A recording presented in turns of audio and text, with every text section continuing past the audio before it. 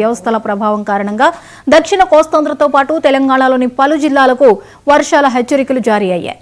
రైతులు తమ పంట నష్టాన్ని నివారించుకోవడానికి తక్షణ చర్యలు తీసుకోవాలని వాతావరణ శాఖ సూచించింది.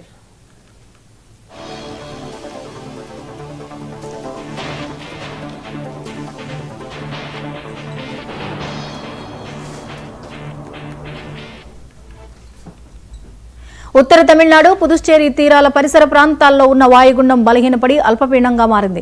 ఈ అల్పపీడనానికి సంబంధించిన ఉపరితల ఆవర్తనం సగటు సముద్ర మట్టానికి 7.6 కిలోమీటర్ల ఎత్తులో విస్తరించింది. అదనంగా ఉత్తర తమిళనాడు నుండి ఉత్తర కేరళ మీదుగా లక్షద్వీప్ ప్రాంతం వరకు సగటు సముద్ర మట్టానికి 1.5 కిలోమీటర్ల ఎత్తు వరకు ద్రోణి విస్తరించింది. ఈ రెండు వ్యవస్థల సంయుక్త ప్రభావం కారణంగానే ఏపీలోని దక్షిణ కోస్తా ప్రాంతంలో అక్కడక్కడ తేలికపాటి నుంచి మోస్తరు వర్షాలు కురిసే అవకాశం ఉంది. ఉత్తర కోస్తాలో మాత్రం వాతావరణం పొడిగా ఉండే అవకాశం ఉంది.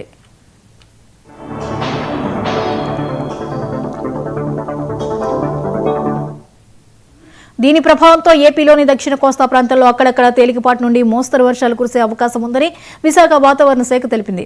ఉత్తర కోస్తాలో మాత్రం వాతావరణం పొడిగా ఉండే అవకాశం ఉందని వెల్లడించింది. మరోవైపు తెలంగాణలో సైతం తేలికపాటి నుండి మోస్తరు వర్షాలు అక్కడక్కడ కురిసే అవకాశం ఉందని అంచనా వేసింది. ఈ వర్షాలకు ప్రధానంగా ఉపరితల ఆవర్తనం ద్రోణి ప్రభావమే కారణమని నాగర్ కర్నూలు, నల్గొండ, గద్వాల్, వనపర్తి జిల్లాలకు రెడ్ అలర్ట్ జారీ చేసింది.